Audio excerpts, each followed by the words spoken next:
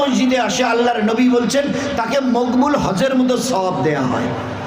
যে বারবার মসজিদে আসে আল্লাহ বলে ও তো আমার পড়োশি প্রতিবেশী, ও আমার মেহমান, খালি হাতে ফেরত দিতে আমার নিজের লজ্জা করে। তো দুনিয়াতে সবচাইতে আল্লাহর কাছে মেহবুব জায়গা হলো মসজিদ। আহাব্বুল বেলাদে ইলাল্লাহে মসজিদুহা আফগাজুল বেলাদে ইলাল্লাহে মাসাকুহা।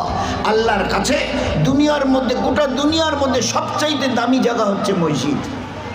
আর এই মসজিদে যে কিছু হিস্সা নেয় আল্লাহর ঘরকে বানাবার, এ আল্লাহ আমি নাপাক, তোমার ঘর পাক, আমার থেকে জর্রা বরাবর তুমি যদি খিদমত নিয়ে নাও, এটা আমার উপরে তোমার বড় মেহেরবানি হবে। তোমার উপরে আমার মেহেরবানি নয়, আমার উপরে তোমার দয়া হবে। আমি একটা নাপাক ইনসান আর তুমি পাক, তোমার ঘর পাক।